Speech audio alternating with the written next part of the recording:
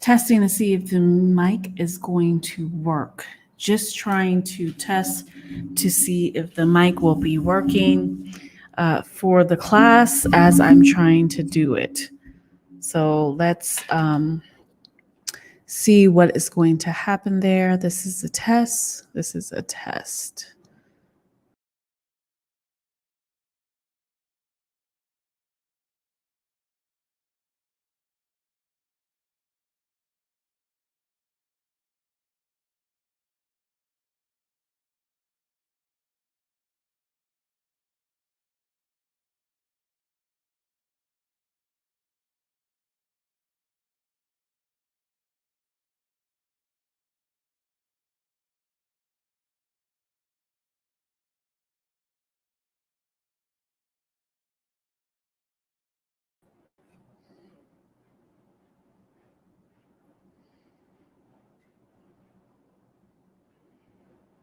Okay, it looks like, right, my mic is live, but let me see.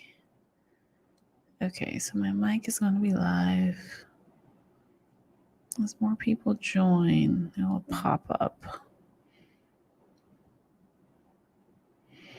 Okay, I think it will work. Shit, I cannot tell if it will work or not.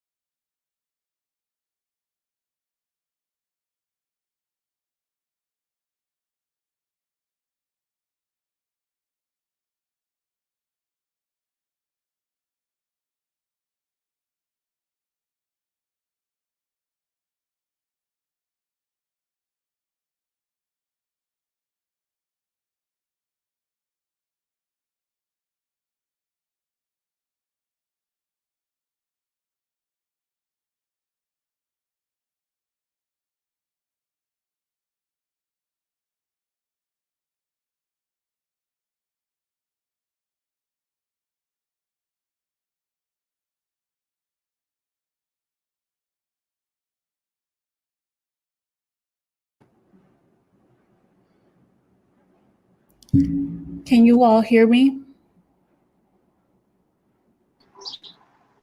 Yes, I can hear you.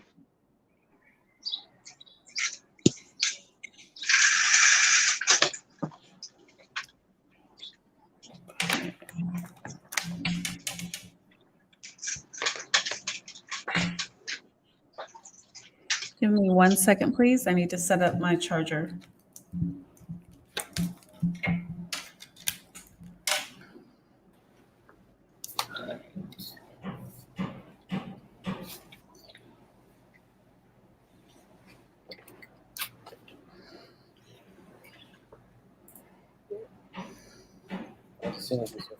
This I know, but I mean, you're all the way on the other side. I was right.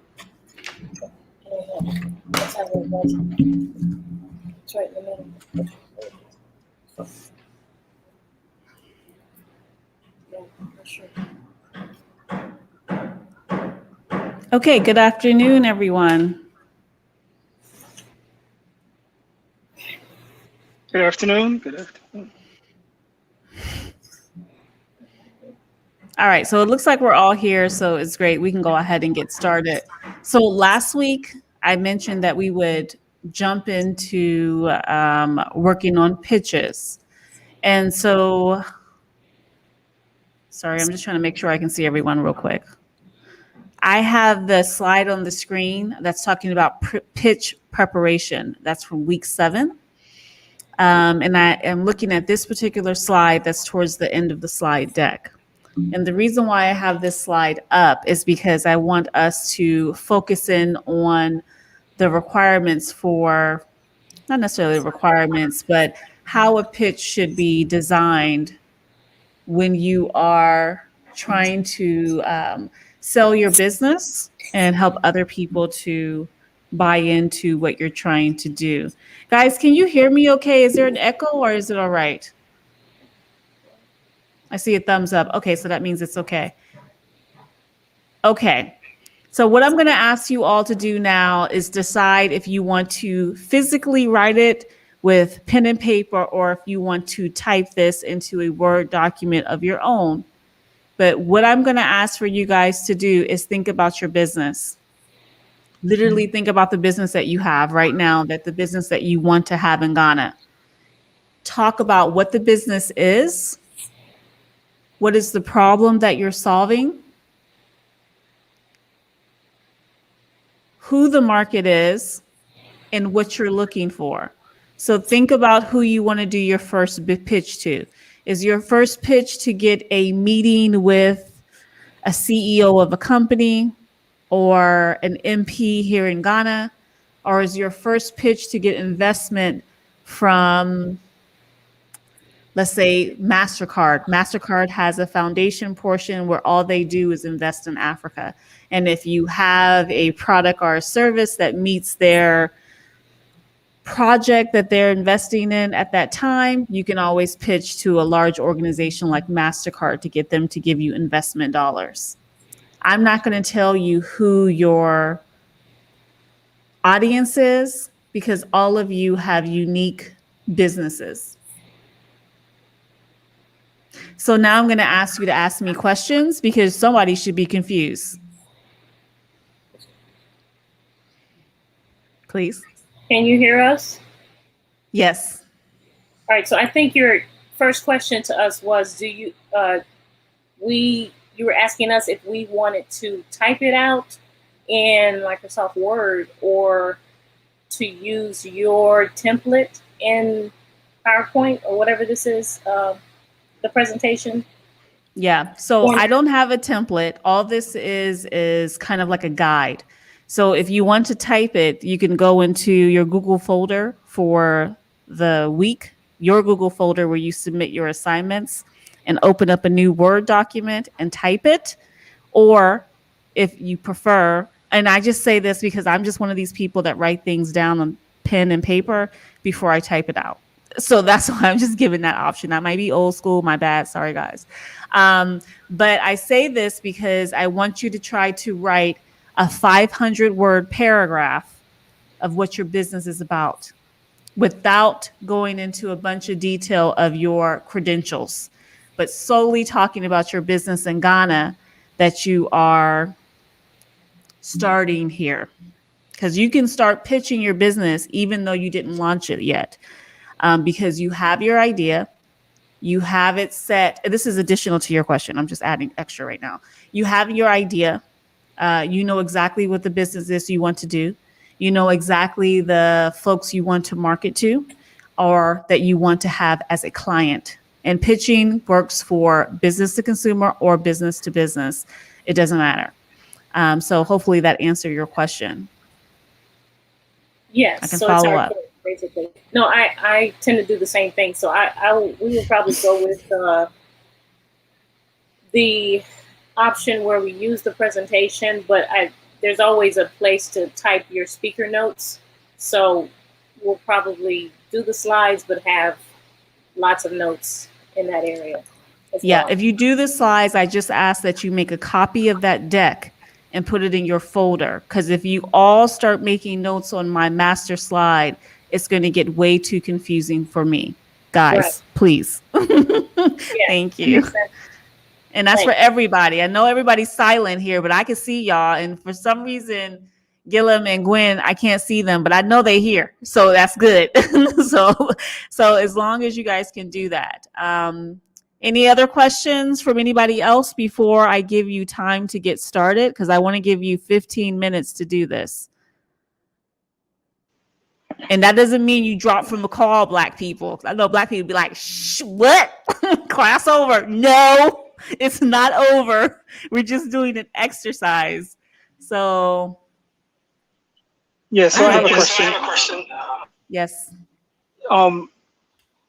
So depending on who I'm pitching to, am I writing this if I'm pitching to, say, the a business to business and the CEO of that business, or if I'm pitching to, say, a director of a particular department in that business, or where should that focus be? Because it's two different, yeah. It's two different pitches, exactly. I'm leaving that up to all of you to decide who you're going to pitch to. What I'm going to ask you at the end of that 15 minutes is, one, to tell me who you're pitching to. So you give me a scenario of the type of person that you're pitching to, like the company, the position, or the industry. And then you will read out your pitch. Okay. I have a question. Is there a particular number of, if we're doing the slides, is there a certain number of slides that we need to have? So you're not doing slides. What you're going to do is just look at this one particular slide inside of week 7. In week 7, there is the, I believe it's called Pitch Like a Boss slide deck. The words are too little for me to read right now because I'm looking at StreamYard instead of looking at my screen. There is a slide. So excuse me. Let me just go to that slide deck. So the slide deck is called Pitch Like a Boss in week 7. Slide number 5 is the slide I like you guys to look at, because the first two like bullet points per se, which is design a statement that sums up your business, and the second one is create a script. You're writing 500 words. That's your script, where you're talking about your business. So make sure you guys mention the name of your business, the problem you're solving, who your market is, like the demographic, and what it is that you're looking for. So you need to put some detail into that. And since this is the very first pitch that we're doing in this course, it's just a matter of talking mainly about what your business is, because we haven't really discussed what your businesses are to each other, where you're practicing trying to sell it to each other. And so that's what we're doing right now. So I hope that answered your question. Yes, thank you. Okay, any other questions? All right. So it's 5:09. At 5:10, in 1 minute, we're going to start. I'm going to give you, actually, I'm not going to give you 15 minutes. I'm going to give you 10 minutes because it's only 500 words. That's just one paragraph. Any objections? You might as well tell me now. Yes, I'm sorry. Yes, Can you hear sir. Yes. Okay, I am on a bus. I will be in my place in 10 minutes. So right now, I cannot write. Is it okay? Okay. Okay, I hear you. But when you get home, I'm gonna expect you to write it and read it, okay? Okay. Thank you. Okay, so no problem. We're gonna give him that time he needs. I Yes, do ma'am. have a request. I would prefer the 15 minutes just in case we need to talk with our partners. Okay, 15 minutes it is, no problem. Okay, the time starts now. It's 5:10 p.m. here in Ghana. You guys should have whatever time p.m. or a.m. in your time zone, but it should be something after 10. So it's 5:10 right now. You have 15 minutes from now. I'm just doing my stopwatch on my phone. Okay, you can go ahead and mute your mics and your cameras if you like, and then we all will come back in 15 minutes.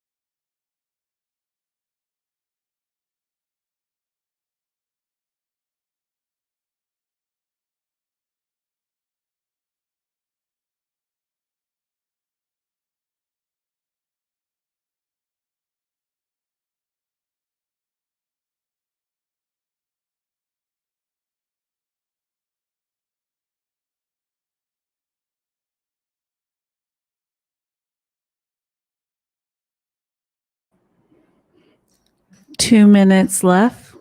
2 minutes left.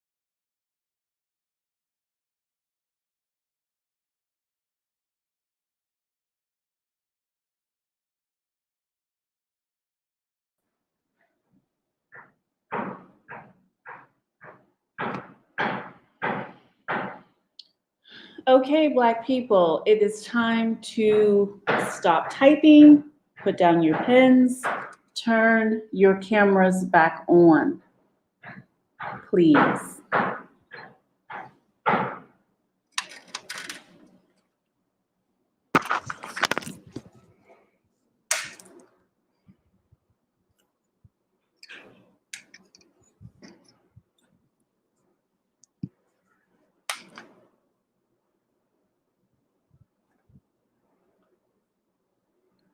All right, everyone, please turn your cameras back on.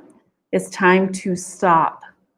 We need to work through this together so that we can all hear the feedback, because I'm sure some of the feedback may be similar. If you hear banging on my end, it's because they're doing building, like in the building literally right next door to my house. So forgive that banging if you can hear it. All right, I don't see everyone's cameras. Gwen, Felicia, Michael, please turn your cameras on. Guys, let me know if you can hear me okay. Give me a thumbs up. I can see you. I just need to make sure. Okay, all right, awesome. Felicia and Michael, I know y'all hear me. Y'all better stop playing. Turn your cameras back on, please. Okay, let's begin. What you're going to do is tell me who your audience is, even if it's just one person. Just give us a description of who that person would be or people, and then read the paragraph you wrote for your first pitch. And let me know who would like to volunteer to go. If not, I'm going to put you in the order that I see you on StreamYard. Which means I see Marlon first. He's my first person I see on my StreamYard, literally. So Marlon, give us that great smile and read off your pitch. I mean, first explain to us who you're talking to, and then read the pitch. Yes, so I'm talking to CEOs of, this is going to be a business-to-business type of pitch.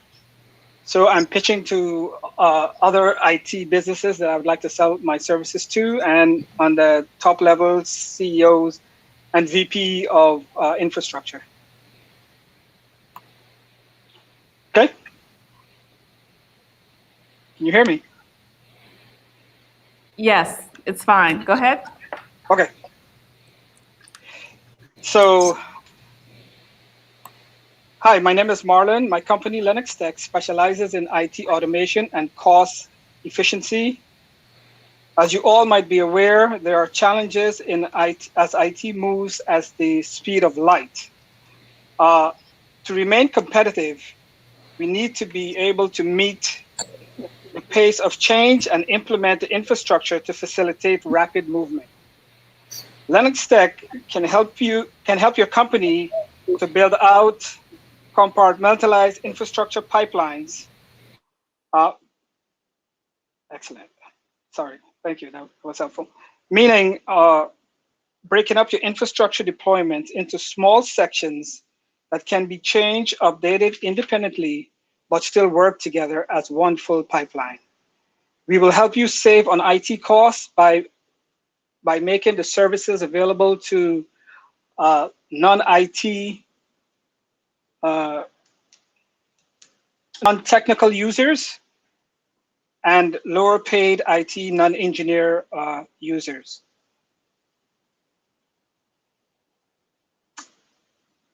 Contact us for a demonstration of this and how we help our existing customers to save costs and build out a competitive infrastructure. I needed more time to write more, but that's all I have so far. Okay. No, that's fine. I think what I'm going to do for everyone is I'm going to take notes. I'm going to let everyone read, and then I'm going to give feedback. And that's just to make sure no one feels uncomfortable because pitches are hard. And I want to see if there's a consistent pattern. Thank you, Marlon. I appreciate that. Next on the list is Felicia and Michael, Daytech Systems. Go ahead, guys.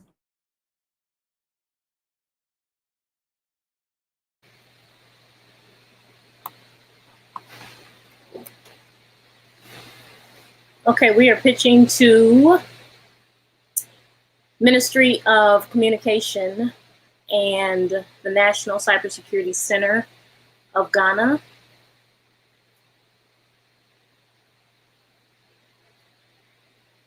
Okay, go ahead. Go ahead. Okay, so we're winging it big time. Hello, everyone, and welcome. Thank you so much for coming today. We appreciate your time. And so my name is Felicia O'Loughlin. I am Vice President of Daytech Systems, and my partner is here as well. Michael O'Loughlin. President of Daytech Systems. What we'd like to do is approach you with a problem that we've gone through. We've done some research, and one of the things that we've been made aware of is that there's a lack of awareness when it comes to social engineering, phishing, business email attacks, malware, ransomware, cross-site scripting attacks, all these different types of things. And what we want to do is bring you today a presentation that's going to help to address those issues as far as bringing awareness to not just to these people in the room, but to basically to the Ghana government employees in general, as to how to avoid these things, to make the government officials as well as businesses less vulnerable to these types of attacks. And so, yeah, what we want to bring to the table is a way to partner. We would like to partner with the government of Ghana. We are aware that Parliament has recently passed a very landmark, made a big landmark movement, Cybersecurity Act of 2020. And so we want to be a partner in that law. As a vendor, as a consultant, the law establishes the Cybersecurity Authority. It protects the critical information infrastructure of this country, regulates cybersecurity activities, et cetera, et cetera. And so we look forward to being able to partner in the specific areas that Michael mentioned earlier. Specifically, I mean, everybody's gotten an email, a phishing email, and you know, if it didn't show up in your spam folder or if it didn't show up in your junk folder, you know, okay, generally you shouldn't click on any links in that email. And so what we aim to do is bring some education. You know, not everybody is fully aware of how to handle those emails. And so we want to bring more awareness to that, as well as the more advanced issues that Michael mentioned earlier. Yeah. So what we'd like to do is once we've finished going through a few things, just have some space for questions if you have any. We've done some research and we've been made aware of certain areas where you guys need help. So we are going to address those areas in our presentation. Demographically, we would like to focus on The government, the government entities starting in there. Greater Accra, Kusami, or is it Kusami? Yeah, just say. And let's see, what else do we have? Okay, so yeah, we're gonna end it right here. And yeah, any questions? Okay. All right. Okay. Thank you. Go ahead and mute, and we're going to move on to Misha. Misha, make sure you tell us who it is you're pitching to, and then go ahead and read your script. Thank you. Hello, my target audience is middle-class families, preferably with school-age children, preschool children between 3 and 5. Okay. Business name is Kids Time Childcare, where quality childcare is our priority. Kids Time Childcare provides safe, quality, in-home childcare in a fun family environment. Our teachers are CPR and first aid certified, dedicated to giving your kids the start they need in education. My name is Misha Wilson. I am the director. We are open 5 days a week in a clean in-home environment. We have a total of 10 years of experience, offering a discount for siblings. We are the best in the business. Any questions? Okay, great. Okay, great. Uh-oh. Sorry if I'm echoing, guys. All right. Thank you. Gwen and Gillum, you guys are next. You can go together, or you can pick who's going to speak, or if you needed more time, let me know. I know Gwen was here though, so I see you, girl. I see you back there hiding, but I can see you on my StreamYard. I'm here, but I arrived just when you said we meet in 15 minutes, and I didn't understand it was for pitching. I thought there was an issue with your equipment, so I didn't think to warn Guillaume about it. I just thought we just need to come back in 15 minutes. Is that so? Yeah, really sorry. Yeah, okay. I'm going to go ahead and let you guys mute off while I give feedback to the others. By the time I'm done, I expect you all to be done. You can mute yourselves and mute your camera so that you can talk to each other, and then, but you should still be able to hear me and hear us as we talk. And let me know, guys, if you're getting an echo. I'm not really sure. To me, it sounds fine, but please let me know. Okay, so we're going to give them a chance to do what they need to do. Not a problem. And I'm just going to go ahead and talk to the rest of you. Guys, when you are working on your pitch, when I'm talking to them, please don't try to keep adjusting yourselves, because you'll never get done. Just try to do your first initial pitch and writing it down so that you can read it, and then tell us who it is that you're giving that pitch to. That's for Gwen and Gillum. All right, I'm going to go into the feedback for everyone else. Give me a thumbs up or something if you can hear me okay. Okay, cool. All right. I got a new mic, y'all. I keep telling y'all, I'm so excited I got this mic. I don't know what to do. I can't really tell, like, if y'all can hear me. I be sounding all slick, I feel all professional. Thanks. Okay. Guys, when it comes to the pitches, the most important thing that I'm trying to do here is to get you to write it down so you can think about how you want to express your company to someone in a quick manner. I will say the best pitch of all three, and this is not a competition, but I'm just saying it because it got to the point, was Misha's. She got very much to the point very quickly. The feedback I do have for you, Misha, is that I just don't understand what the problem is. You know what I mean? Like, what is the problem that you're solving? And maybe I missed it, but I felt that the pitch was quite good because you got to the point. You said exactly what it is you were doing. You talked about how you're going to do it, and you talked about your business. And it was quick. Like, you actually stuck to your script. You read it, which is a good thing. But I need to understand more so if you're solving a problem. And the reason why I say that is because one of the major problems here would be the fact that the youth population here, including the birth of children and children in nursery school going up until, let's say, first grade, is higher than average when it comes to the rest of the world.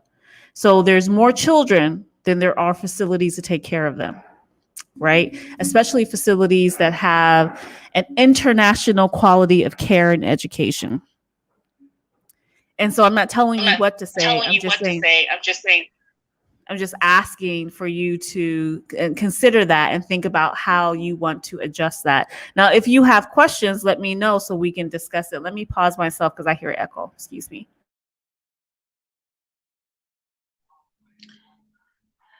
Yes, one of the problems that I do solve, well, I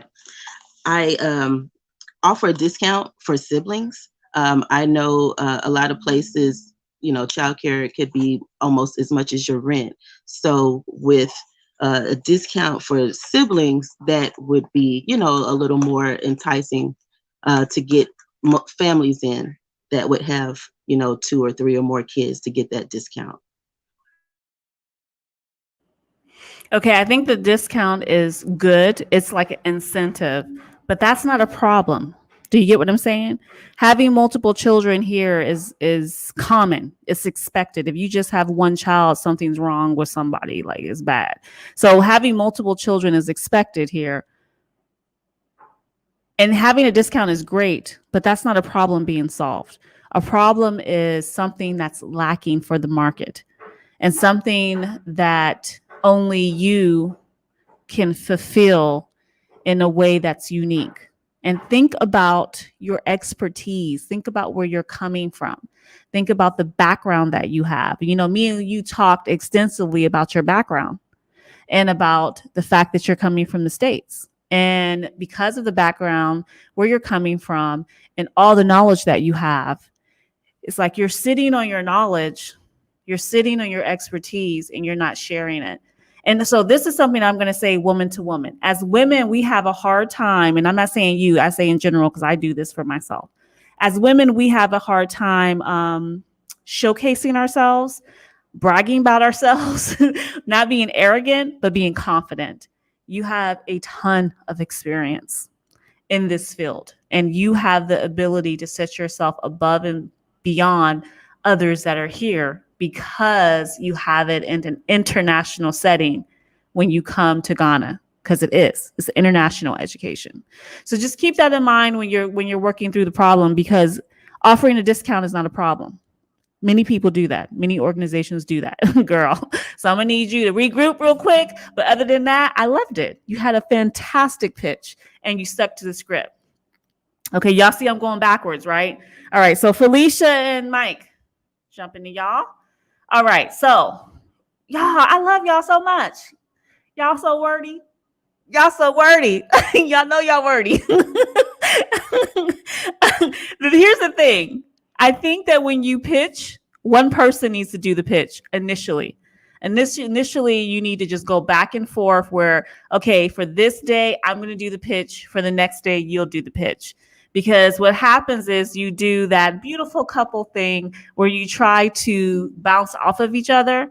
When you do that, it's too many words. And you start getting confused about what they're selling.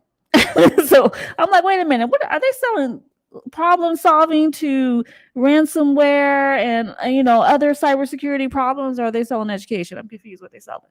What not selling, but what the problem is that you're solving. That's what I meant to say. What the problem is that you're solving. You made it very clear who your audience was. You definitely was targeting that particular audience for sure.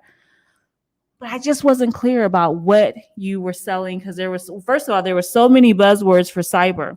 A lot of the people here, they understand some of the buzzwords, but Mike, you had too many. Keep the top 3 buzzwords, leave it at that. and then just say other cyber issues or something that's more broad, because you have the knowledge. And if they ask you about a specific issue, you can break it down for them like nobody's business, right?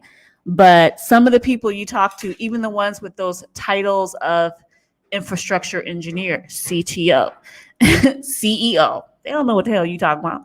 I'm just saying, I'm just being honest. This is Ghana. This is not America. So just keep that in mind when you guys are doing that. But I need you all to write a script and read that script.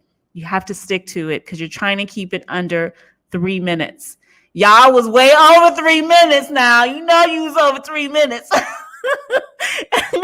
But that's okay. That's okay. All right. So next we're going to go to Marlon. Marlon, I think that your pitch was good. However, I just wasn't sure what you were, the problem you were solving. Are you solving strictly DevOps issues and doing no type of upskilling and training? Because I didn't get any idea that you were doing upskilling or training of young Africans and getting them prepared to fill these roles that are empty and that need to be filled because of the lack of knowledge in the market and the lack of skills, or if you were just strictly selling DevOps services to solve problems for a company. I think there needs to be a bit more clarity on that, but I felt that you were reading your script. Thank you very much. And I saw and understood who you were talking to. So if you guys see right now, there's a consistent pattern with everyone's pitches. And I think everyone's pitches to start off is good, you know, because you're talking about your business, you're naming it. You're talking about kind of the problem that you're solving, but not fully, but kind of. And you're talking about, all of you talked about the services you offered. You all talked about the services you offered. I think that was unclear was the problem that you're solving. Now, please give me feedback. If you feel I was wrong, tell me. If you feel that someone else's problem was solved and you heard that, tell me. Let's talk about it. Let's have a discussion. I'm going to mute myself and y'all can go ahead and jump on. Look, Felicia's smiling. She ready. Go on, girl. Go on, get it. I am not ready. I have no idea. No, I'm not ready. What are we supposed to be doing? Girl. Okay. Look, I need you to ask. I'm sorry. Me and Michael were discussing your feedback, so we missed it. Sorry. Yeah. No, that's the whole thing. I want to know what you all think of the feedback, what you think of other people's pitches. And honestly, and not that nice way where, oh, you're so great, I'm great, yay, we're friends. No, just an honest, like, oh, I didn't understand, or I thought it was great, here's why, or I didn't understand and here's why. Like any feedback, or I disagree with your saying because XYZ. Okay, so I can do that. The feedback that you gave us, I'll address that first. We both agree that you said something about we should, one person should go first, second person should go another day or something like that. And we both were talking about how we agree with that because that separates, like our energy is different sometimes. And so when I present with a certain style and he presents differently. So we agree with that feedback. What else did you say to us? What else? Just pretty much the buzzword thing. Oh yeah, the buzzword thing. So had we had a little bit more time to plan, I made the assumption because Michael had said, "Hey, I think one person should do this. You should just go ahead and do it." And I was like, "No, she's gonna want both of us to talk." Like the testimonial. So I was like, "Okay, let's make this work." But we didn't have no time to plan who was gonna say what, when, where, how, why. So I mean, you know what though? You don't always need to plan. You really don't. But I'm glad that you guys tried and gave it a good old college try. Thank you. Yeah, no. So we're good. It's just with more planning, we would have been fine. I do think everybody did a wonderful job, honestly, considering how much time we had. And, being put on the spot, I think, Misha got right to the point right away. I think, Marlon, you did too. When you first came out the gate, the fact that you had to go first, I was like, go Marlon. And then Gilliam and what's her name? Gwen. Gwen. Gwen. Yeah. So I think, and the fact that they are on two separate cameras, honestly, I like to look at the glasses as being half full. So my thing is, we all were caught off guard. Had I known this was going to be part of the session, we would have been on it. Girl, you need to stop it. I didn't told y'all last week. I may have malaria. I'm sick, but we doing pitches this week. Girl, Well, no, what? yeah, but see, no. I did not realize it was part of the homework. I thought the week 6 and 7 homework were just the questions. I didn't know we had to pitch. Oh, no, it wasn't part of the homework. That was meant for a group assignment in class. But thank you. I appreciate your feedback. Gwen and Gilliam, are you guys ready yet, or do you still need more time? Yes. Okay, so we're going to go ahead and let them do their pitch. What I'm going to do, guys, is that I'm going to mute myself, and you decide how you want to deliver. Please make sure you tell us who you're pitching to, and then go ahead and do your pitch to us, please. Okay. So we are talking to the middle class in Ghana and expats in Ghana. Did you know that chicken in Ghana comes from Brazil or Europe? It arrives frozen, so there is a high risk for it to get unfrozen during transport, and it can cause several diseases from simple indigestion to cancer. So in order to solve this problem, our company Soul Farm provides local chickens, organic and healthy. Our chicken are raised by farmers in your area, and they are delivered to your door weekly, which make it possible to arrive on your plate as quickly as possible and still fresh. I'm so sorry for the for the accent though. No, the accent is wonderful. Please never apologize for that. It was great. That's your voice. That's because you're bilingual. It's fantastic. It was good. What is the question though? Like, what are you asking for at the end? What do you want from somebody? Because that's the part I didn't hear. You guys got straight to the point. You talked about the problem that you're solving. I think that was excellent, but you didn't name your company and you didn't ask for anything. What would you have asked for? Like a meeting with someone, or for them to order the product, or what is it? We said the name of the company. It's Soul Farm. On t'entend pas bien, Guillaume. We said the name of the company. It's the Soul Farm. And I'm sorry, I didn't understand your question. Okay, so I did not understand when you said the name of the company. I did not hear that. But I will listen to the replay and make sure after we're finished with this live. The next question, the last question I have, Misha, I'm going to come back to you, so please forgive me. But the last question I have for you guys is, what question do you have for the person or the people or the middle class that you're pitching to? Do you want them to buy your product, or do you want them? Sorry. Go ahead. We want them to get a subscription, but yes, you're right. I think it wasn't very clear. I just said we deliver to your door weekly, so I have to turn it into a question. So it's up to you how you want to turn it into a question, if you want to turn it into a question. But if you say we deliver to your door weekly, you're not asking them to sign up, though. You're not asking them to be a customer. So you have to ask someone, if you want to do the sell, you have to ask them for something. And the reason why I say this specifically for this pitch is because you all said that you're pitching to the middle class overall. So that's going to be a broad group and a large group, right? So if that's the case, then you should be asking them to sign up for a subscription, or asking them if they want to learn more. Please go to this website, or give us a call, or something of that nature. Does that make sense? Yes, it makes sense. Awesome. Okay. Okay, so Misha, we're going to jump to you because in my screen, I see you right in the middle, girl. I see you in the middle.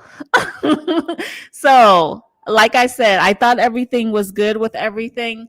As a matter of fact, I think I went to you first. Did I go to you first, Misha? Please forgive me. I think I'm forgetting. Okay, all right. I haven't really heard you say anything because everybody else was talking and I got sidetracked. So forgive me for that. All right. So any feedback you guys want to give to each other? Some of you have done pitches before, and some of you, this is your very first time. And that is okay because we are doing it virtually, which is always interesting.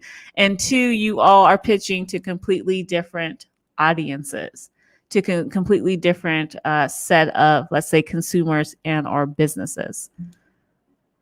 It would be really great if you guys, talk, feedback, anything? Yeah, I'll go. Yeah, I can go. So my company is a bit of in a bit of a hybrid situation, right? So first, because we're doing IT outsourcing, we're talking to the customer. So I'm trying to relay the message as to how we can help you save on IT cost.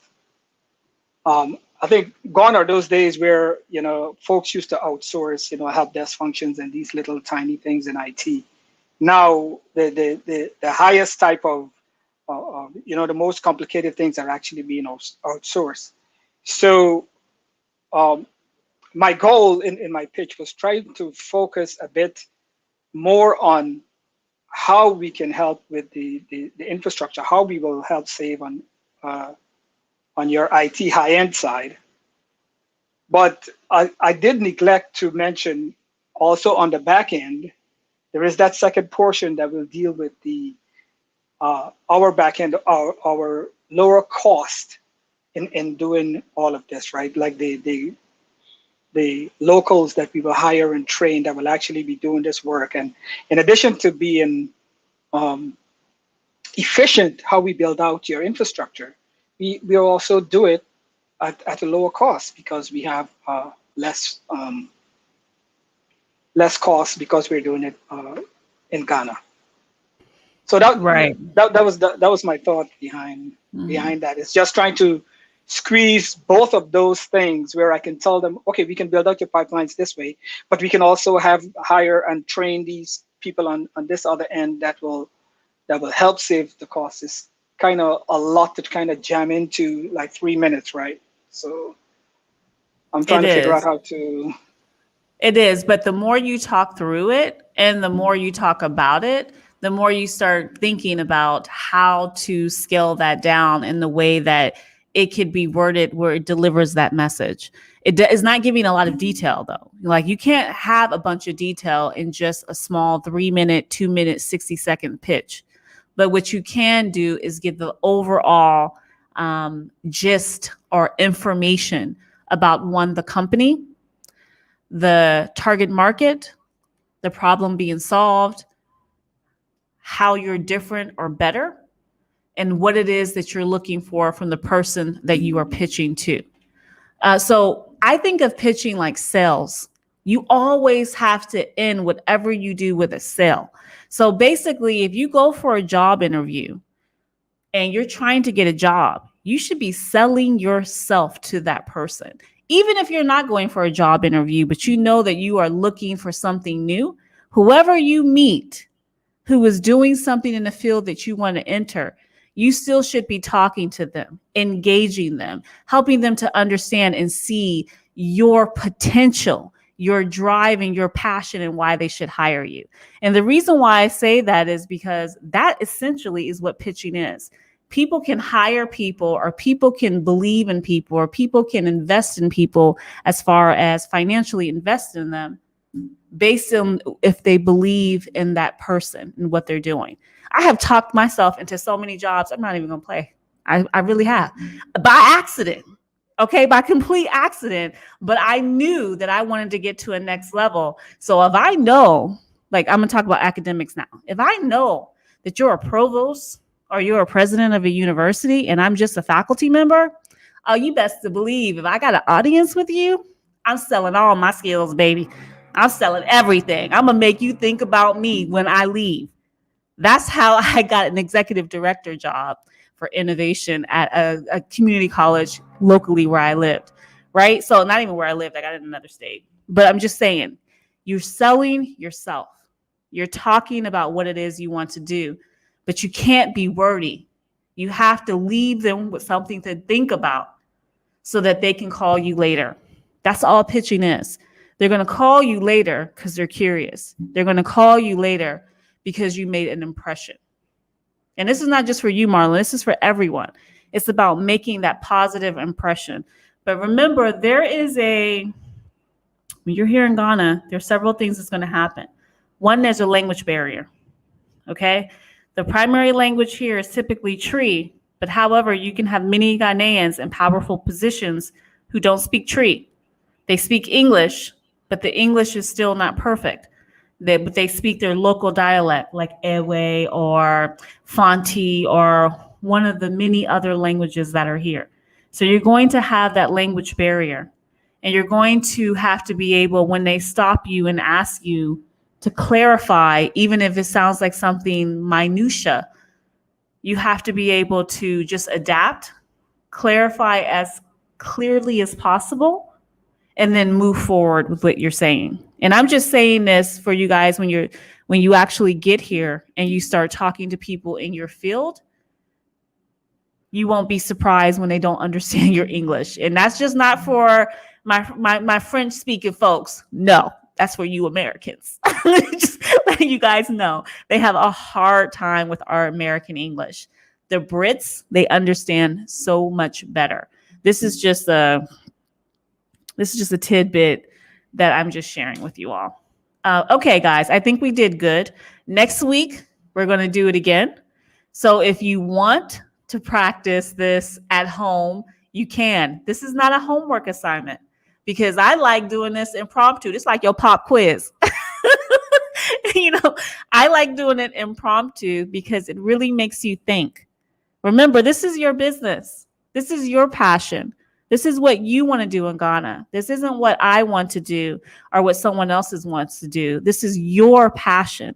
So only you and your partner, if you have a co-founder, only the two of you or only you can really articulate what it is that you want to do.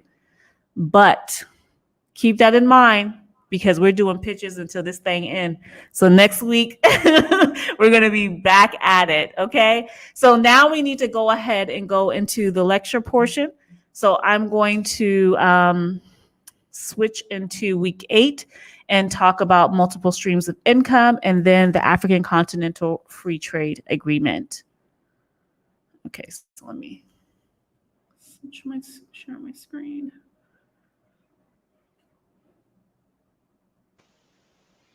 I have a quick question for Misha on her business.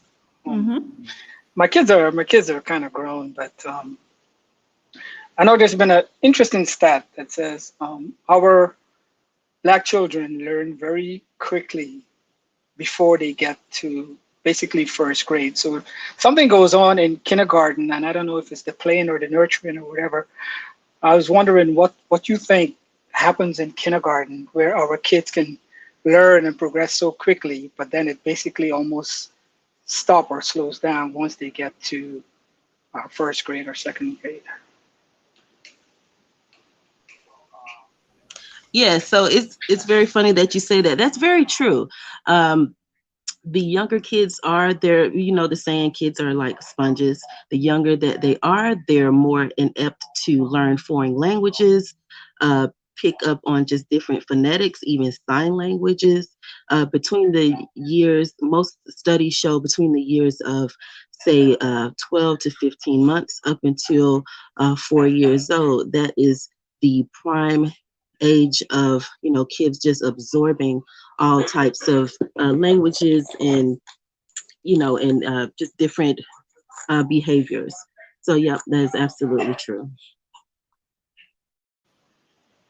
Okay, so you're saying this has more to do with the human makeup than it does necessarily the environments that they're placed in? I personally think it's a little bit of both. Kids in a more less stimulated environment, from what I've seen, they're a little, not as inept, or not as socially, they're a little more socially withdrawn than kids that are in a more environment that they constantly get, different type of learning opportunities. But there's different studies on that. I think kids that are more exposed to different ways of learning have, they have, they're more susceptible of good outlook. Oh, give me 1 second. Okay. No, that sounds good. Uh-oh. Let's just go something. My echo's going in. Okay, guys, we need to jump into the lecture for today. Thanks, guys, for the stimulating conversation. I appreciate that. As you guys are conversating about children and childcare and learning, make sure you account for the systematic racism that happens in classes, where you have white teachers who will quickly tell the Black child that they are not smart enough, and or humiliate them and make them feel that they're inferior. So anyway, let me go ahead. I digress. So let me go ahead to the multiple income streams. That's going to be our first lecture for today. So guys, you already know that I talk about the ability to make money in various ways here in Africa. And last week I talked about the business registration. If you watched that accompanying video that I had about business registration, you heard me talk about when you register your business, make sure you're registering it as like a parent company, and you have other possible businesses you can do underneath that. And the reason why I say that is because you never know how your initial business is going to work. It may work beautifully. You may get rich quick. You may become the next, unicorn making $100 million. $100 million. That doesn't sound right, but $100 million or something, right? Or you might struggle. But if you have other businesses under that umbrella here, you can find ways to make additional dollars, CDs, euros, pounds, depending on who your market is and what you're selling.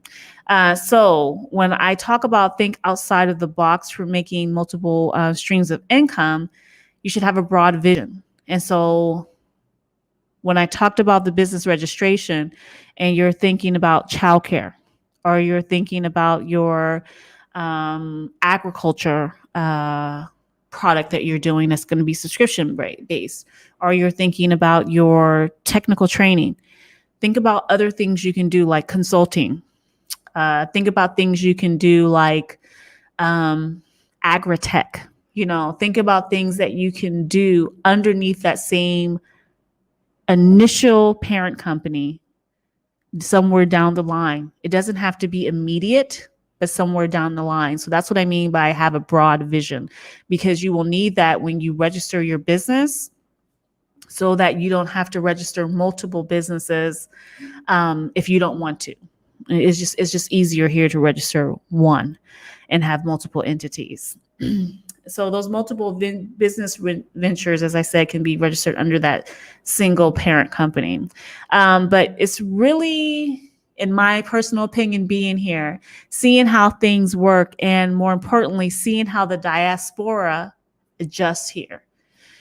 If you don't have the ability to think big and to think outside the box, to think outside the norm, to think about things differently than what you're used to, you will struggle here.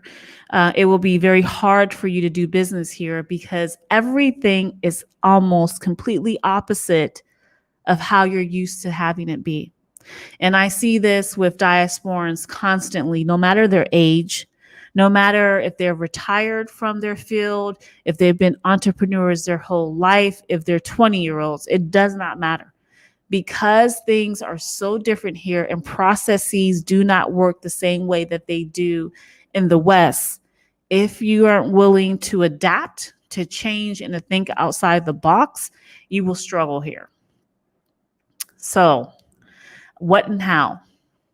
So, when you're dealing with multiple streams of income and you're dealing with particular industries, there are regulatory bodies. For instance, for education, there's the overall Ministry of Education.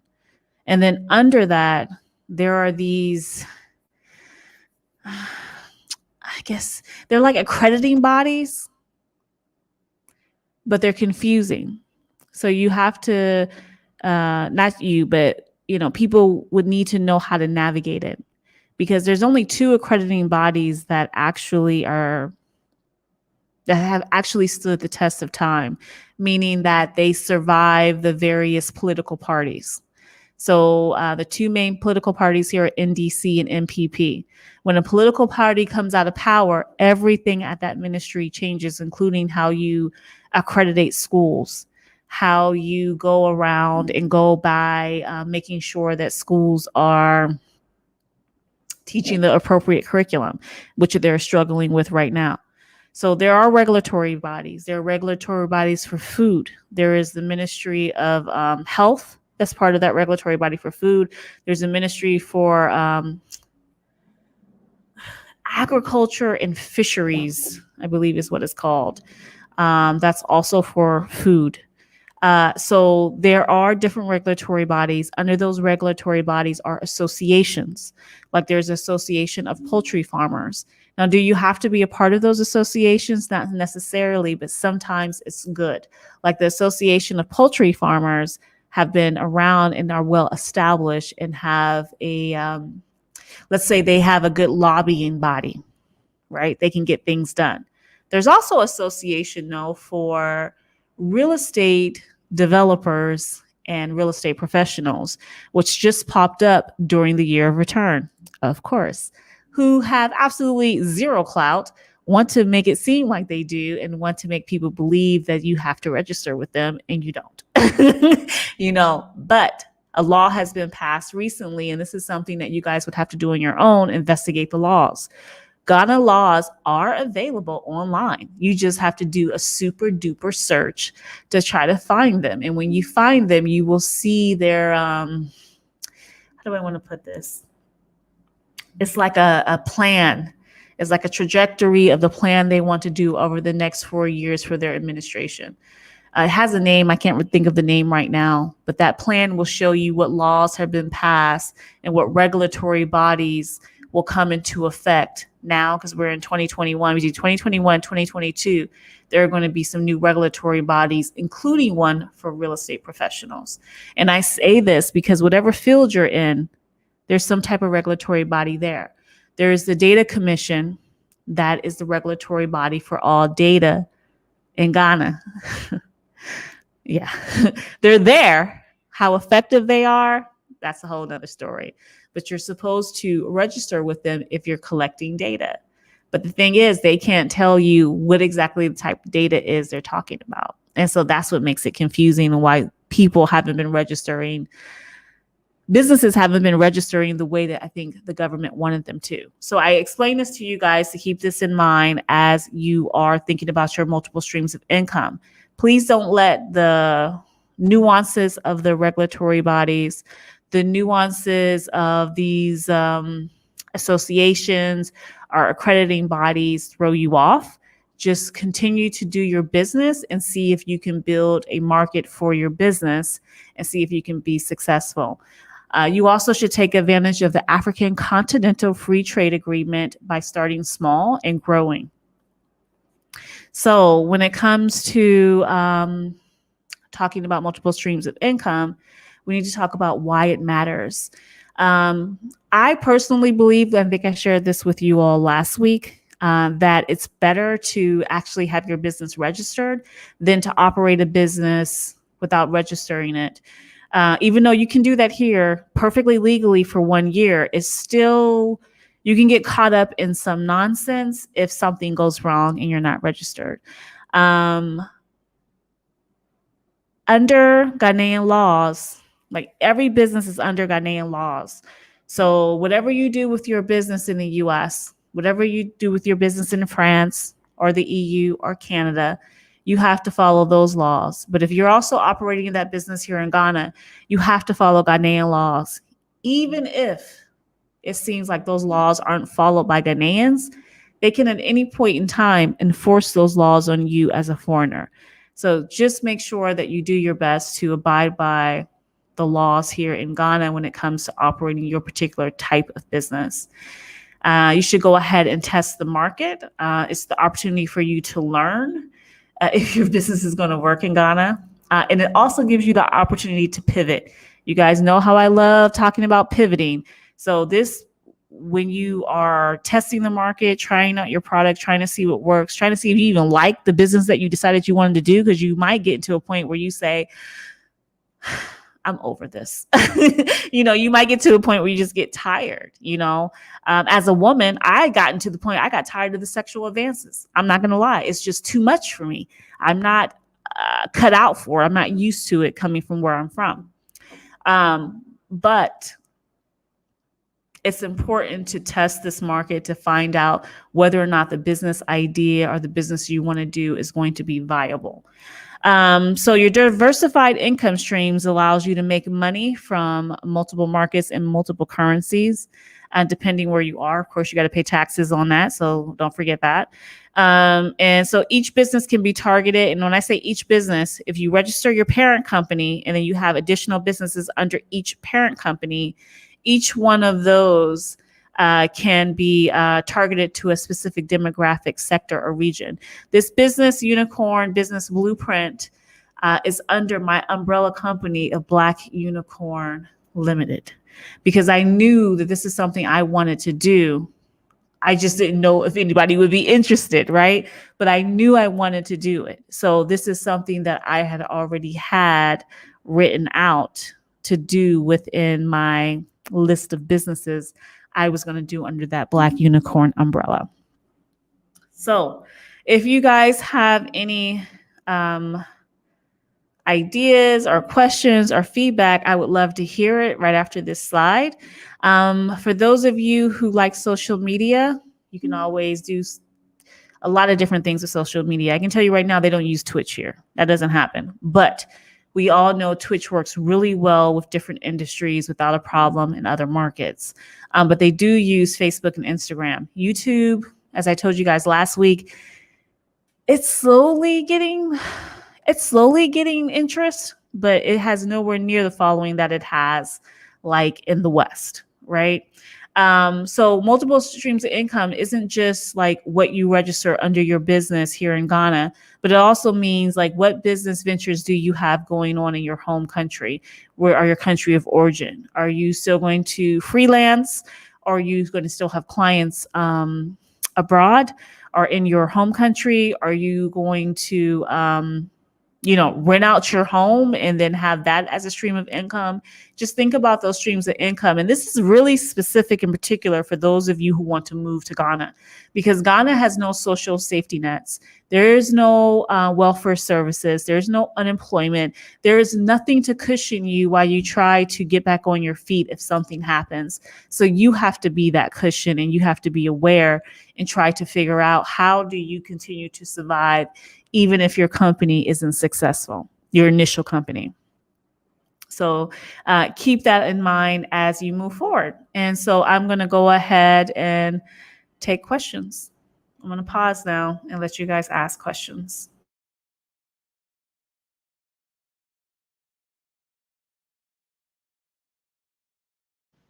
I have one. So if I understand, if we create an holding, we can create many companies through this holding. Say that one more time for me. If we create an holding, we can create many companies through this holding. Yes. Yes, you can. What Ghana allows you to do is they allow you to have about 8 to 10 different companies under your parent company but they have to be registered all at the same time. So your company name could be Black Unicorn, but the things that you offer underneath that Black Unicorn have to relate to your primary business focus. So like, I want to use me as an example. My primary business focus for Black Unicorn specifically is real estate, consulting, land development, construction, technical education, business training. And I got two more, I forgot. Anyway, there's two more of them underneath that. I forgot what they are. But I put all that under my Black Unicorn Limited, which allows me to legally do this course with you guys, which allows me to legally sell land in Ghana, which will allow me to legally start a construction company to build houses. It will allow me to do a lot of different things that could seem unrelated. But because of the way I filled out my business form and because of the contact that I have there, I was able to do this in a way that normally, Ghanaians know how to do it because they have that particular type of connection. You feel me? That probably was a little bit too hood. Sorry, y'all. Sorry.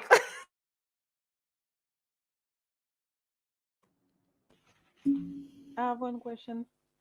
When you say you registered it all at the same time, you mean the same day you made it once and that was it? So you listed the 8 or 10 company in one Yes. day? Okay. That's exactly what I mean. So on that video that I sent to Gillum, I think I sent it to him an email. I can't remember where it is. That's kind of like a long video, but somewhere in that video, I show you the form, the business form, and it has these blocks, like literally blocks that are blank blocks. And you have to write in capital letters with a pen, a blue pen to be specific, what your business is. And that is exactly when you do that. And you do that all on that one form. So what you said, yes, that's exactly what happened. Okay, I have one more question. I'm asking this because in France, you don't really have to be specific about it, but do you need to be really specific about, let's say, construction? You have to say it. I think I know what you mean. No, you don't have to be specific. You can be broad. That's what makes it nice. You can be very broad.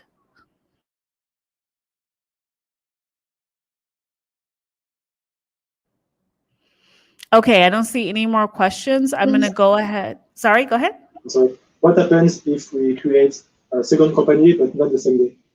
Like maybe 1 year after, 1 year later. Okay, you kind of broke up for me, but I heard something about what if we create a second company and it sounded like you said 1 year later. That's what you said. Okay. All right. You can totally do that. You can create a second company anytime after your first company. It's not the problem.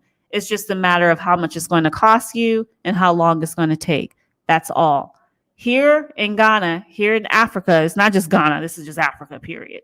Especially West Africa. Let me just be specific. Here in West Africa, nothing is going to be the same if you wait. The cost will change. The process will change, and then you're going to have to start all over from square one. But yes, you can do that without a problem. Thank you. Okay, I have one question about the other question that I asked before. Mm-hmm. When you say you can be broad, let's say if we say we want to grow crops, do we have to specify it? Can we just say we want to grow crops and that's it? So first, you're not going to say you want to grow crops. You're going to say that it's agriculture. Secondly, there is a separate department that is under the Ministry of Agriculture and Fisheries. At least that's what it was before the election. They might have split these two ministries. Under them is additional requirements for people who are farmers. So the farmers, this is under farming because it's agriculture.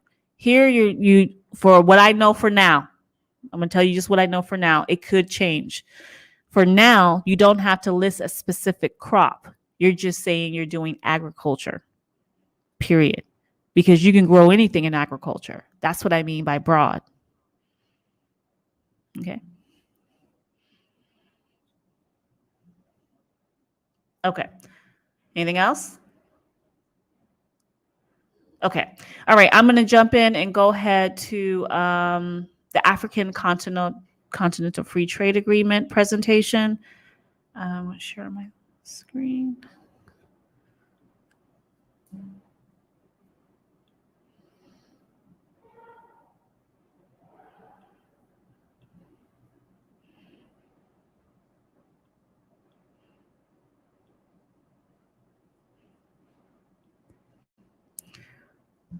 Okay, so it looks like you guys can all see it. Okay. Guys, give me a thumbs up or something if you can see the screen. Okay, I see it. Okay, awesome. Thank you. Okay, so the African Continental Free Trade Agreement, I believe I mentioned this probably a couple times, but it came into effect fully in January of 2021. And so the Secretariat, meaning the office for the whole African Continental Free Trade Agreement that was established by the African Union, is located here in Ghana. The Secretariat is kind of like the CEO over that. He's a South African. Okay. And so the thing that makes that special is that because it's located here in Ghana, Ghana has a vested interest in it being successful. So they are going above and beyond to do whatever they can to bring people with different specialties into the fold to try to help this secretariat be successful. So there's lots of different areas of IT that they're constantly looking for different proposals from people because they're trying to combine 55 countries into one single market. They're trying to do basically what the EU has done. They're trying to do with the Southeast Asian countries have done. They're trying to have a solid and single market so that the continent can rise up out of poverty, because you have so many people in extreme poverty and in poverty alone where people are making less than $1 a day. You know, that is insane. You have people here in Ghana with university degrees at the bachelor's and master's level, and to be considered doing well, you make $300 a month. I wouldn't even know what to do if I made only $300 a week. I'd probably lose my whole damn mind because I don't even know. Like, that's groceries. Like, what? Like, it's just too much. So, but people live off that here. And so what the African Continental Free Trade Agreement will do is to make that one single market and to require that folks like the Americans and the EU and the Chinese will actually take them seriously and, negotiate that way. Because you have small countries like the Gambia, small countries like Guinea-Bissau, trying to compete on the world stage for goods and services, which they can't.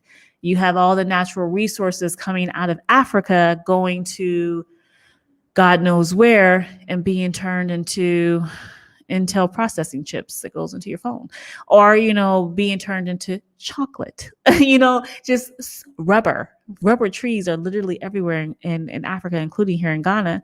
And you get tires, rubber bands, everything, the rubber that's on the eraser of your pencils, every single natural resource that is grown in the world, produced in the world, comes from Africa, but it seems to be turned into a added value product once it goes abroad somewhere else. So they're trying to get to the point where that can be stopped, where that can be not the focus anymore, and they can, as a collective, make actual money from this before it's shipped out. And so the president of Ghana has already started this by telling the Swiss, we're not giving you our raw cocoa anymore. We're going to process it and then sell it to you at a higher rate because it's processed. You're not going to just rape and pillage like you've been doing for centuries. Sorry, no. Contract, the old one that had you guys basically doing this for 100 years, has ended. New contract terms have come to play. So, we don't know how this is going to go until we see it play out, but he's going to be president for another 3 years. So it might be a good thing. But I share this because I'm giving you background on the African Continental Free Trade Agreement. Again, there's 55 countries, not 54, because some people love to correct me, and they're wrong because the Sudans have split. That's why there's 55 countries. The market size for the entire continent is over 3 trillion as of right now, and will be growing because middle class is growing in several of the countries throughout the continent. And then Africa as a continent has 1.27 billion people, with babies being born daily. Now, if China was split like Africa, they wouldn't be as united as they are. But because they weren't split, or let me rephrase that. Because China was unified, right? Modern China was unified. And because they were under communist system, and because they are locked into complete control, this is how they're able to dominate the way that they do now. And they have over 1 billion people and have had that for quite some time now. But Africa's population is the youngest population in the entire world and growing. Even China recognizes that because they have lost their population since they enacted the one-child rule, which is why they got rid of it. So these are things to consider when you think about the African Continental Free Trade Agreement. I was recently on a call. I'm on a lot of calls and a lot of webinars for this African Continental Free Trade Agreement because I want to learn more about it. I'm trying to understand how it will work, how it would benefit us, and how it's going to work with people in the tech industry, right? So I will call into a lot of different calls that I'm invited to. But I was on a call for the Dulles Chamber of Commerce. These are the folks like the Business Chamber of Commerce out of Washington, D.C. The thing that I found interesting about it, though, is that they had a representative from the African Continental Free Trade Agreement here in Ghana. They had a sitting senator from the U.S., and they had another representative from the U.S. government sitting there talking about Africa, specifically about this African Continental Free Trade Agreement and how they're pissed off that China is beating them. So I literally started recording it, and then I tried to edit out my little smart comments that I was making because I forgot I was recording it, and I'm going to upload it for you all to watch, see, listen to, so you can understand why getting into the market now is so essential before they all come and get saturated. Right now, the U.S. trades with Africa as a continent basically the same way they do with the Netherlands as a country. The Netherlands. I love the Netherlands. Don't get me wrong. Holland is great. Amsterdam is cool as a fan.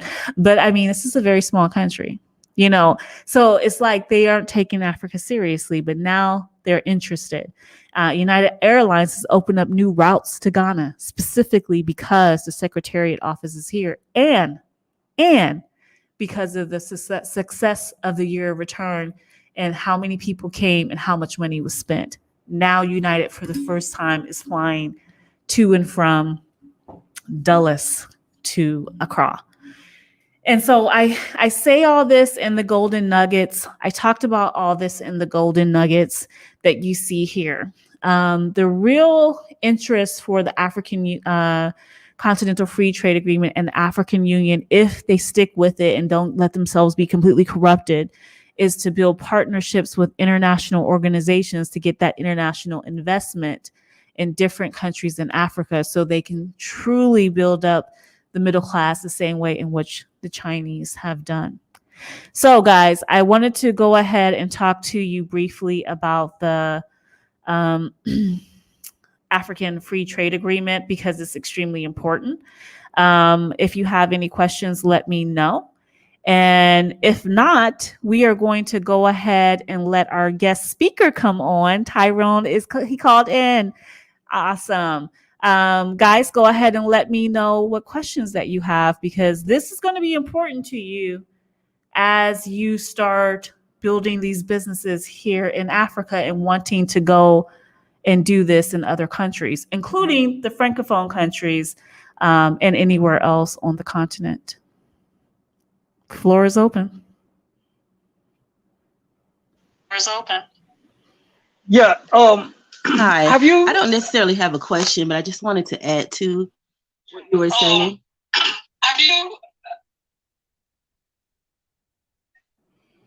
Go ahead.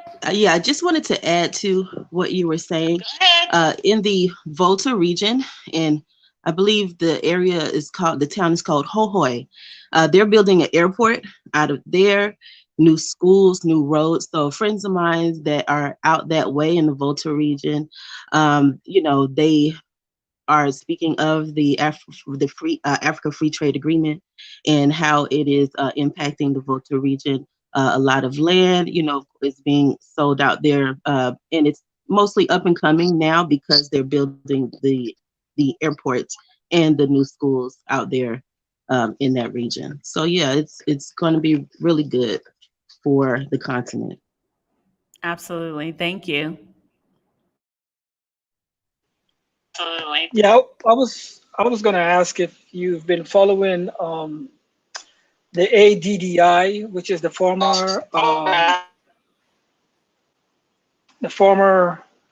I guess the ambassador to the African Union, that organization that basically tries to bring the diaspora together with Africa. And one of the biggest initiatives that they're actually pushing is for the diaspora folks to get involved with a lot of the contracts and a lot of the business related things that are going on with the free trade agreement. Have you been in touch with any of that?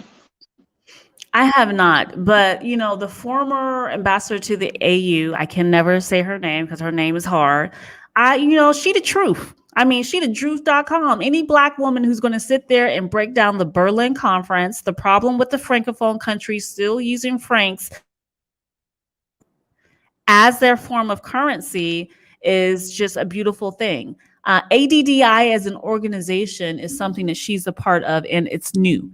No, I haven't been a part of them, and I haven't been associated with them yet because I'm still not sure exactly what they're doing. But I'm all for Black people, especially anyone from the diaspora, getting involved with these contracts, because typically you're going to have white Europeans and white Black folks doing white Black folks. Did I say white Black folks? Lord Jesus, white Americans jumping in on this, so nah, I don't know anything about that. Just like I don't know nothing about that Wakanda. I don't believe nothing in Ghana until I see it. I'm gonna tell y'all right now. This is how things work here. Everything sounds fantastic till I see it.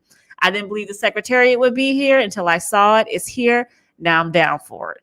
But everything else, I'm on the ground here, y'all. I'm telling y'all, it's a whole different flavor. Here. But yeah, so that's what I have with that. Okay, I'll take one more question, then we're going to have Tyrone jump in before he falls off. I don't want him to fall off. I want him to stay so we can talk to him. So any other questions? Okay, Tyrone, are you there? I think he froze. Oh, man. Okay, hopefully he'll come back.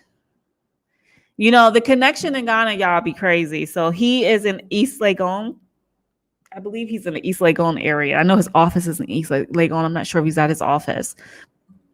But everything here is spotty. So let's just give him a minute. But I appreciate those questions. And I do hope that you guys take time to look at those links that I put in the web page for week 8. Gilliam and Gwen, I know I have to fix the credentials so you guys can get access to that, which I haven't done because I've been in the central region, but I have to do that. But if you guys go there, I gave you a bunch of links to the African Continental Free Trade Agreement area with the different things that they do. And so you can start doing research there. And then, sorry, I'm trying to see if he's trying to text me. Okay, so he was, okay. And then you could find out more information. And at your leisure, you can always reach out to them as well, especially when you're here. Okay, Tyrone, how are you? I'm good. Can everybody hear me? Yes, they all gave you a thumbs up. Okay, guys, as you know, Tyrone is a co-founder in the American Men's Rejuvenation Clinic. Did I say it right? I might have got it backwards. Sorry, Tyrone, if I did. It's okay. American Rejuvenation Clinic. It's a men's clinic, but yeah, the name is American Rejuvenation Clinic. Awesome. I asked Tyrone to come on because he is a Black American doing his thing here in Ghana. And the reason why I say Black American, because that's how they call us here in Ghana, Black Americans or Brunies. But right. So I asked him to come on so that you guys can see, it's already being done here. So Tyrone, what were some of the challenges? No, sorry, I'm gonna switch this question. Why did you decide to do business in Ghana? Well, I decided to do business in Ghana for a few reasons. One being that I had connections here actually in Ghana. My brother is married to a Ghanaian, so that made things a little bit easier for me. I've always wanted to have a business on the continent. So I was trying to gauge which country would be best for me. So Ghana, I had the connections. And then also on top of that, I did the research on the top countries that were easiest to do business. Rwanda actually preceded Ghana, but basically when I compiled all the facts on connections and living arrangements, Ghana ended up being on top of the list for me. Okay, that sounds great. So how did you find your partners? And let me ask, what made you think that you even needed partners to open up the clinic?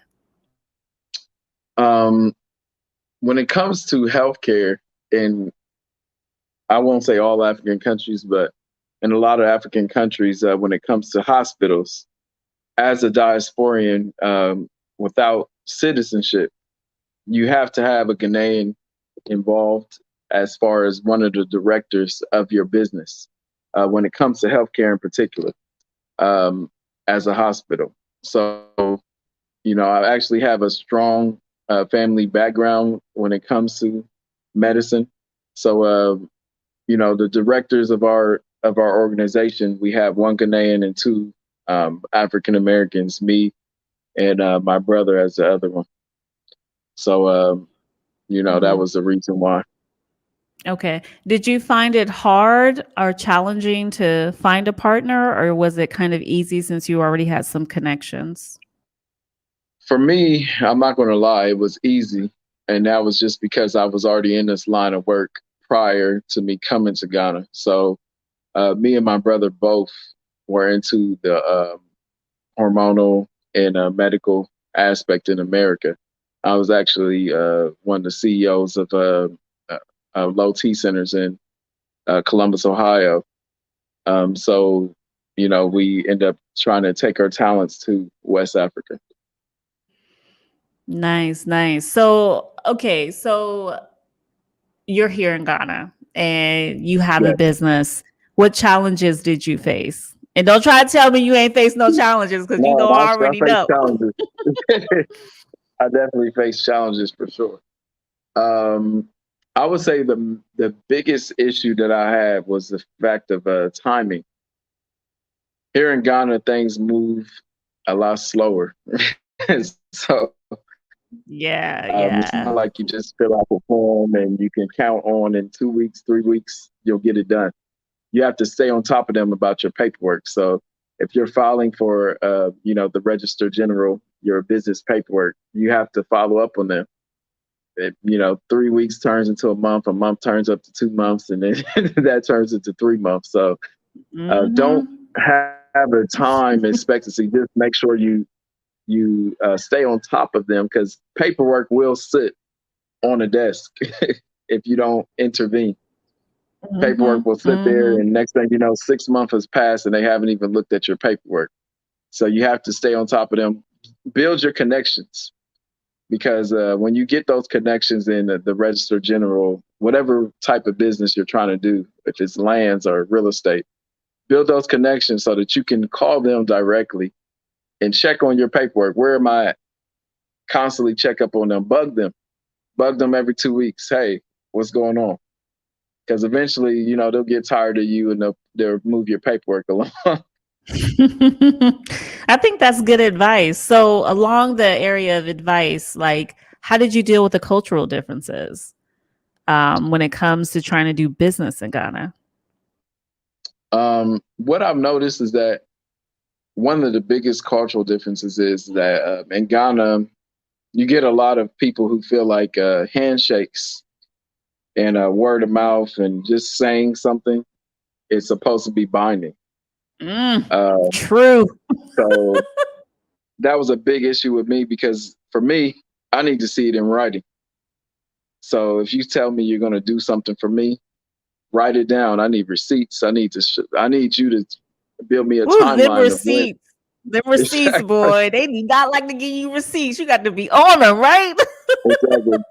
So I need timelines. I need all that done. And in Ghana, a lot of things are word of mouth. Oh, I'll get to it. Oh, next week, or the week after that, or a month after that. So when I sign an agreement with somebody, I have paperwork in place with legal backing through a law firm or whatever you have to do. And it states that in the contract that, hey, this is supposed to be a deadline is in there. So if it's not done by that time period, we have an issue, and you have to accommodate me now. It's not just based on, hey, I told you this, and I can go any type of way with, my own schedule. So you have to get things back, and it's not really customary to do that here, but you have to protect yourself. So you don't have to always fit into the culture. Sometimes you have to, the Lebanese are here, the Chinese are here, and they're doing things legally. So we can't just fit into this word of mouth system. We have to back ourselves legally. Excellent. That's excellent advice. So, you just make me smile when you're talking, because doing business here in Ghana, y'all, is like something totally different. So the founders in this program are all uniquely different in different areas. No one's in healthcare, but they all have a technical component to what they do. How did you find it, or how are you finding customers, clients? Like, how are you getting the word out about your organization? What type of advice would you give to new businesses coming to Ghana? That one, it depends on your business. Like, so with me, I decided to pick a niche that was non-existing in Ghana when it comes to healthcare. So that meant that you have to realize when you're in a third world country that education and maybe the products that you offer may not be something that's identifiable to your customer base. The need may be there, but you have to educate your customers on why they need it. So this was something that rang true with me. I had to do a lot of, and even now I'm still doing it, a lot of marketing for education on why you need this and why, what's being offered in the States and, worldwide, what is the standard. So from tech to anywhere else, you have to educate your clients on why the services are needed. Nice. Okay. Thank you so much. I'm going to open the floor to the founders and see if they have any questions for you. Okay, guys, I'm going to mute yourself. Please go one at a time and go ahead and ask Tyrone a question. Hi, Tyrone. Hello. My name is Felicia, and I have a question about something that Kalei has been teaching us. Wait, She, Felicia. Wait, Felicia. Can you introduce your business to him so he knows a little bit about what it is that you guys are going to be doing? okay, so we are Daytech Systems. We're going to be offering technical training and IT consulting services, specifically focusing on cybersecurity, and a whole bunch of other technical services that we haven't added to the list. But that's the gist of it. So one of the things that Kalea has been teaching us about is the importance of solving a problem. So what problem specifically are you solving in Ghana? For me, you know, I actually, in the health space, I'm establishing the first of its kind. So I realized that we have endocrinologists, we have urologists, we have these medical concerns here, but nobody specializes in hormonal replacement therapy or anti-aging in Ghana. In the States, we go back about 10 to 15 years, we've been doing this. So that was the space I decided to operate in. And it's non-existing from what I see, it's non-existing in West Africa in total. So that's just a space, and it's a space that I personally have experience in. It's not something that I just seen that there was a need. I have the experience running a company involving these things. So that's the unique thing about our business that we do here at American Rejuvenation Clinic. Did that answer your question? Yes, thank you. Okay.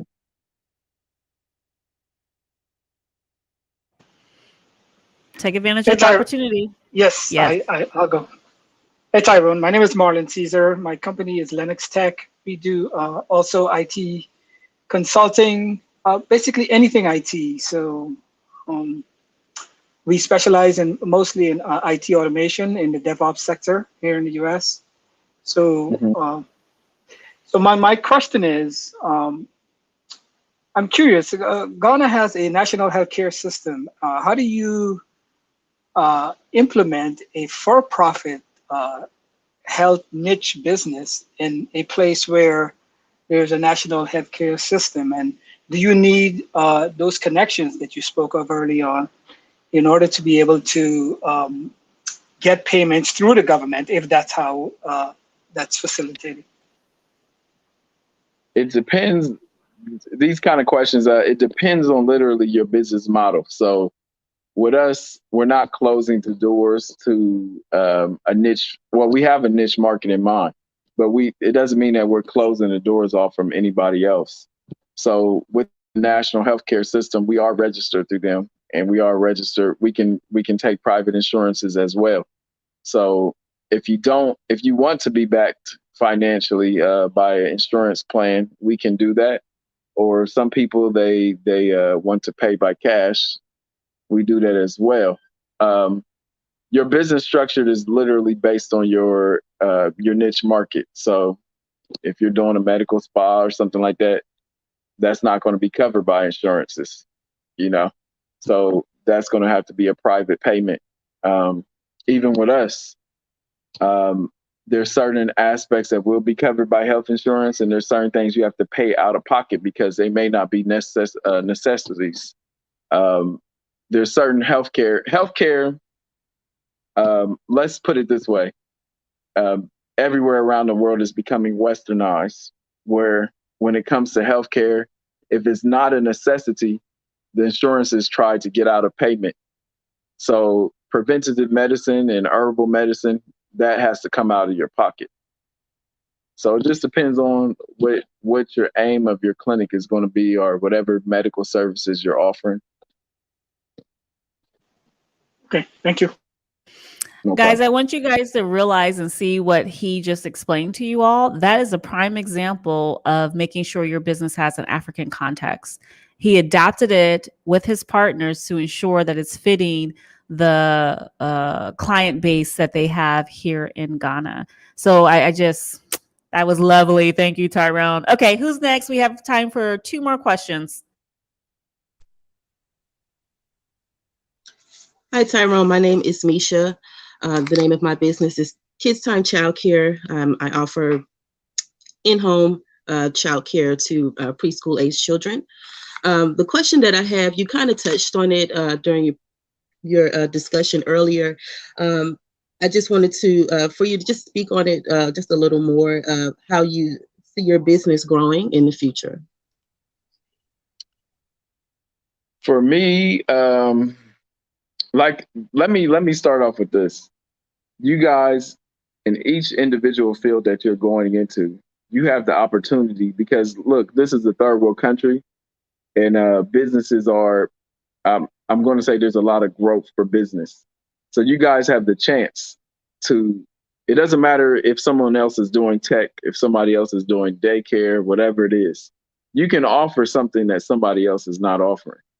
And you can also get into, when we come to customer service, time, even having a healthcare center that's operating 24, or not a healthcare system, but a daycare system that's operating 24 hours a day.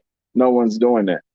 So you can always get into a space inside your individual niches, since we are in a third world country, and that will separate you from anybody else. So then once you get that in hand, you can franchise those things, and you don't have to be stuck to Accra or Ghana. You can start to use these things in other countries, and but you have to make your business put into a system so that it's easily to be able to be transferred over to another country. So when I say system, I mean you need to have everything. You can't just be freely flowing. You have to have your morals and your rules, your integrity. Even if you're in a childcare system, you need to have a medical team. You need to have a electronical based accounting system. All these things need to be condensed so that when you go to Rwanda, I mean, then you can just even pick up and just spread your business over there and attack whatever niche is missing there.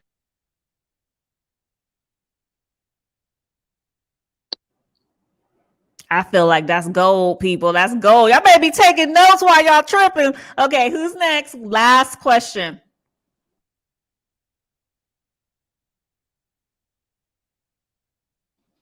Jump on.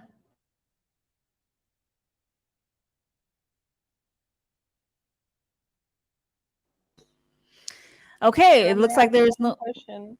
Go ahead. Go ahead. So when you came to Ghana, you came with a diploma from America, right? When you mean diploma, you mean to start my business, or you mean to? No, you. Go ahead. No, I want you to be more specific about what Because diploma. I understand you're a doctor, right? No, I'm not a doctor. I'm not a medical doctor. Okay. I have medical experience. I was in the United States. I was a nurse. Went to school for nursing, bachelor's in nursing. I ended up graduating through marketing. Went to sales. Became a CEO of a clinic in America, and then I ended up taking my talents over to West Africa. So I have business background. I even went to school for my MBA, which I never completed. Okay. But I'm still in school for that as well. But it's really about experience. The diplomas are great, and it's great for you to be able to use that as far as bargaining when it comes to deals and also investment for your projects. But when it comes to running a business, you need experience. And the only way to get that experience is by putting your feet in the water. So it's not about, okay, this year I didn't do well. You need to get out here and get your experience. That's I went to college even with nursing for years. And I didn't develop my nursing skills until I actually got into the field and started working. So the same thing applies when it comes to business. You can get your MBA, and somebody without an MBA can run circles around you because they've been in the game and they've had the experience of running a business. Gwen, if you have a follow-up, please go ahead and ask, but tell him what your company is and what you do.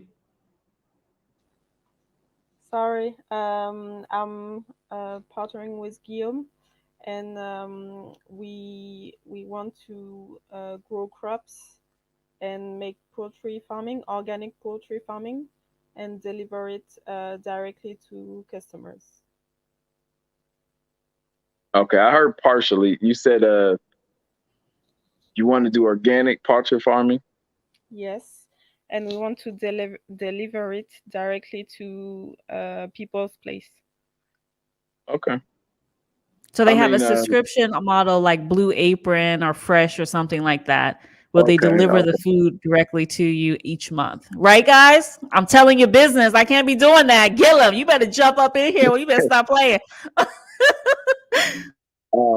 That's great. And when it comes to agriculture, to be honest, Ghana is literally, you see the population is growing day by day. So when it comes to agriculture and farming, if you're in that market, it's pretty stable.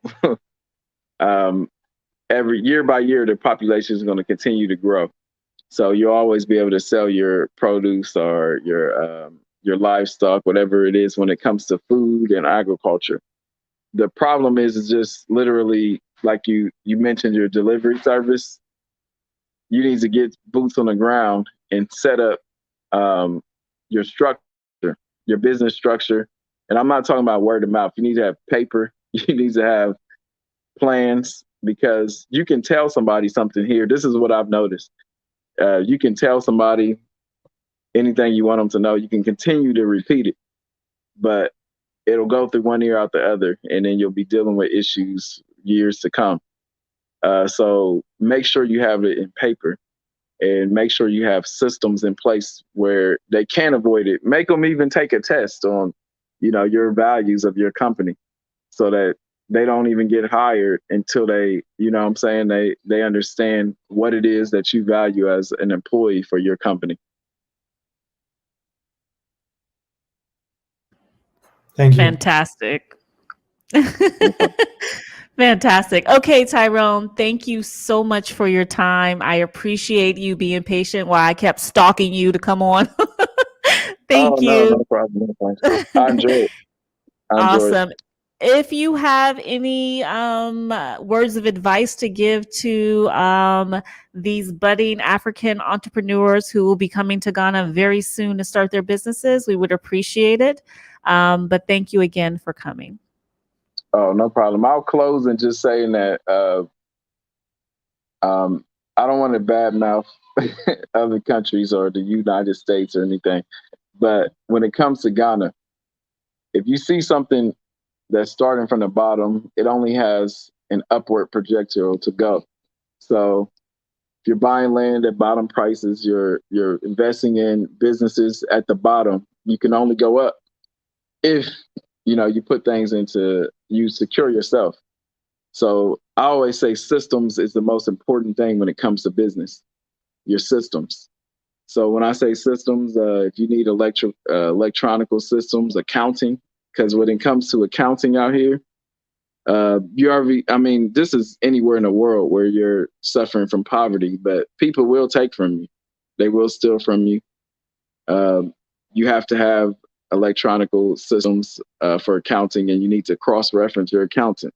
You need to set all these measures into place to make sure that you are not leaving your business in someone else's hands.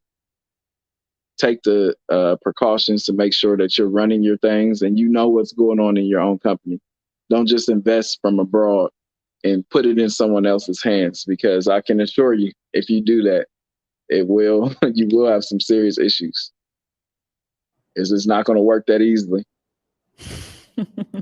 Indeed, it's not. Okay, Tyrone, you have a good night. Thank you again. We appreciate you very much. You guys take it easy. I appreciate the time. Thank you. Bye. Bye. Okay, y'all. I hope you guys enjoyed our special guest. I was trying to make sure he came on because he has a wealth of knowledge to share with everyone, especially since he's on the ground and doing this. And the interesting thing about Tyrone that he didn't mention is that while he was trying to open this up and building those partnerships and doing that, he was going back and forth between Ghana and the States. And he hasn't even permanently moved to Ghana yet. He will spend maybe 6 months here, maybe 8 months, and then go back. He has like a plan. I can't remember if he says 2-3 years to move permanently while he gets his house in order in the States before moving here permanently. So I say that because I know that some of you want to be able to be bicontinental, and you can. So that's a clear success story. So I hope you guys enjoyed it. I know that we're a little bit over time, but I do hope it was worth it. Okay, I see smiles and thumbs up, so it's all good. All right, guys, have a good evening. Have a wonderful week. Remember, we will be doing pitches next week. And the one thing we are going to do next week, the homework you had on customers and images, there are specific questions in there, especially how you deal with employees that we are going to be talking about as a group in the next class. Like, I'm not going to give you no feedback until we're inside of the class talking through those problems together, because this is not something that's just, oh, I'm getting a grade. No, this is something that we need to talk through, because as he told you, stuff happens in Ghana big time, and things go on one ear out the other. So what you may be used to doing may not be effective here. And so that's why we're going to discuss that as a whole. There's no real homework this week except for you to research the African Continental Free Trade Agreement based on the websites that I have provided to you. Once I'm able to actually upload that 30-minute AFCTA video, I will send you guys out the link so you can watch it. Other than that, you don't have to worry about any written assignments unless you want to practice your pitch, because we're doing that again next week. Felicia. I see you, girl. All right, guys. Have a good evening. Bye. Bye.